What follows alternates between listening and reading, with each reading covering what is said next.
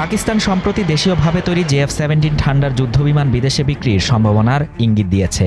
বিমানটি প্রদর্শনের মাধ্যমে আন্তর্জাতিক বাজারে নিজের অবস্থান আরও দৃঢ় করছে।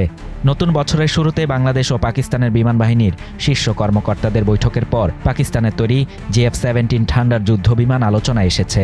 বৈঠকে বাংলাদেশের বিমান বাহিনীর পুরনো যুদ্ধবিমান বহর আধুনিকরণ ও আকাশ প্রতিরক্ষা ব্যবস্থার উন্নয়নে পাকিস্তানের সহযোগিতার কথা উঠে আসে।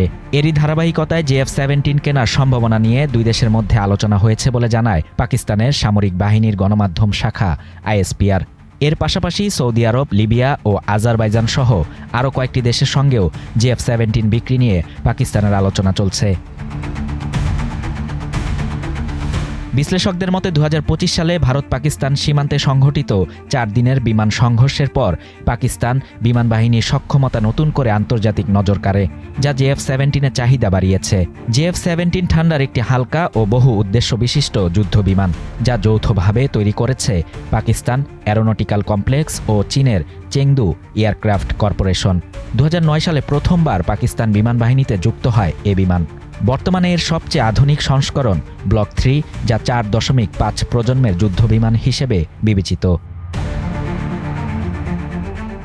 এই সংস্করণে রয়েছে আধুনিক avionics, HR radar, electronics warfare system এবং দূরপাল্লার ক্ষেপণাস্ত্র নিক্ষেপের সক্ষমতা। যদিও এটি পঞ্চম প্রজন্মের যুদ্ধবিমানের মতো স্টেলথ নয়, তবে মাঝারি খরচে কার্যকর যুদ্ধ ক্ষমতা দেয়। মিয়ানমার প্রথম বিদেশি ক্রেতা হিসেবে 2015 সালে JF-17 কেনে।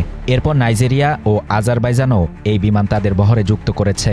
আরও কয়েকটি দেশ যেমন ইরাক, শ্রীলঙ্কা ও সৌদি আরব বিভিন্ন সময় আগ্রহ দেখালেও চুক্তি চূড়ান্ত হয়নি।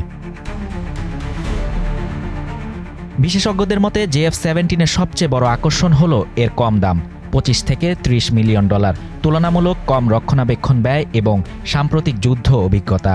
পশ্চিমা যুদ্ধবিমানের মতো কঠোর রাজনৈতিক শর্ত ছাড়াই এটি পাওয়া যায়, যা অনেক উন্নয়নশীল দেশের জন্য সুবিধাজনক।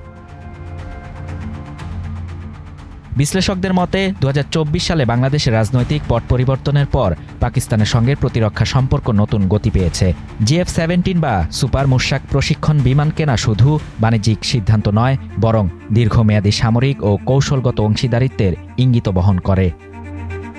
শাহরিয়ার শাফাত, বাংলা নিউজ 24।